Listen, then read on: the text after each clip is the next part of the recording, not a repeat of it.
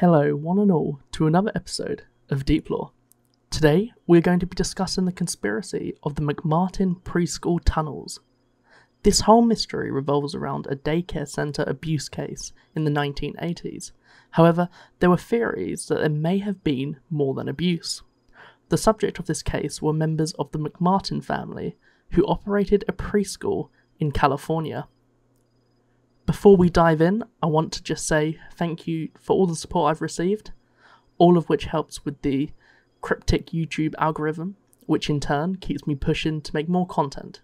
If you're new here and enjoy this kind of content, please consider subscribing and liking, and perhaps share this with others who love a bit of conspiracy in their life.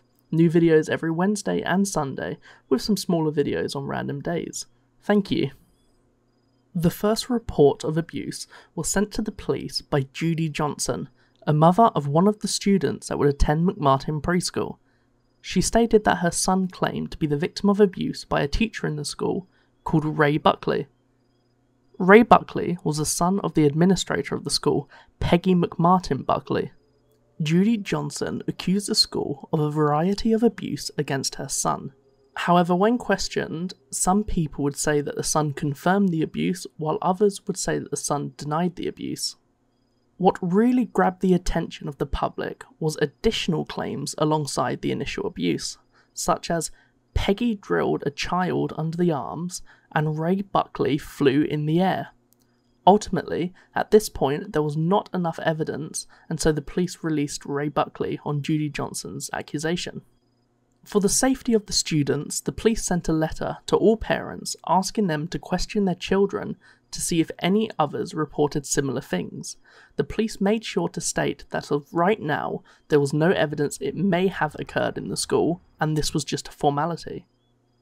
A year passed where the police would collect their reports, resulting in a total of 360 children claiming to have been abused. An independent doctor conducted medical examinations of the children and claimed to find minor injuries that would indicate sodomy. However, her findings were disputed by many people, claiming them to be based on false assumptions.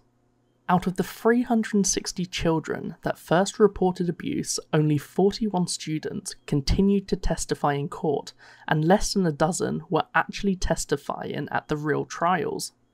Clinical psychologists stated that the questions used when discussing the abuse with the children were very leading and would cause children to be led into answers in certain ways.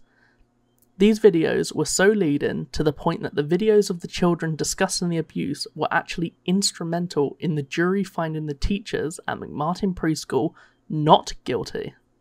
So, up to now, this video has merely been a background to the actual conspiracy, which is the presence of strange and paranormal allegations surrounding the apparent abuse alongside reports of satanic rituals.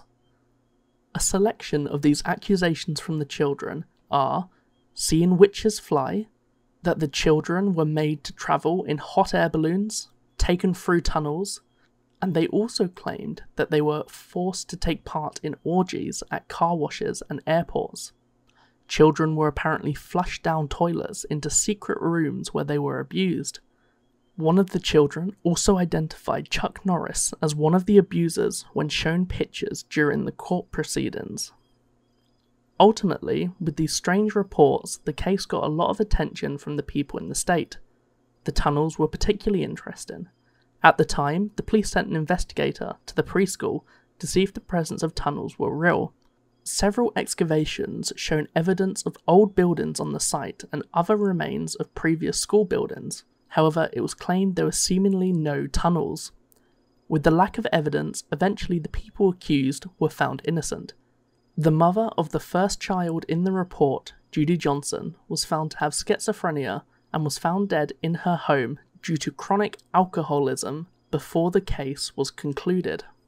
Some parents of children were still determined that the abuse did occur, and in 1990 they hired an archaeologist to investigate the site.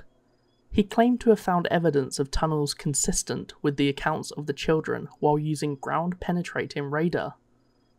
Unsurprisingly, many people disagreed with the archaeologist's conclusions, such as John Earle in 1995, where he stated that the concrete slabs that covered a sewer entrance showed no signs of a tunnel that was hastily filled in after the reports of the abuse came about. In 2002, a report concluded that there were tunnels under the school, in the crude term, but really they were a series of rubbish pits that were used prior to the school's construction. Bottles, animal bones, and trash were found in the tunnels, but were all dated to the 1930s and 1940s. Some more recent items were discovered in the tunnels, like plastic lunch bags, but that was believed that rats dragged them into them. The last piece of evidence that further confuses the final assumption is a FBI Freedom of Information Act release that was released in 2019 that discusses an unrelated group of sexual traffickers called the Finders. This report had a lot of redacted parts, however, for some reason it included a report from an unknown source discussing the McMartin tunnels, apparently stating that there were hand-dug tunnels stretching under multiple classrooms and under a bathroom in the teacher's office. It also stated that in the yard near the school there was supposedly an entrance and exit to some underground tunnels, which is in the same place that the children reported being led through the entrance and exit.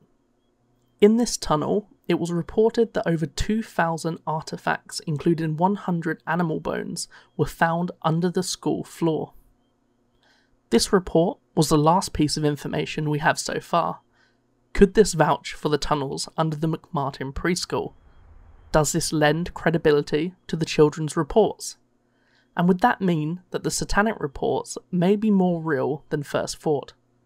If so, could this be happening in schools today? The 1980s and 1990s were well known for having satanic scaremongering. Could this be all that it was? Or is there something more nefarious that happened in McMartin Preschool? Thank you for watching this episode of Deep Lore. Hopefully it's left you wanting more to watch. Leave a like if you enjoyed it, and I would greatly appreciate it if you could subscribe if you haven't done so already. Share this video with some other people perhaps. After all, why leave the comfort of the VCR when we're only at the tip of the iceberg? There are still plenty of video cassettes left to watch.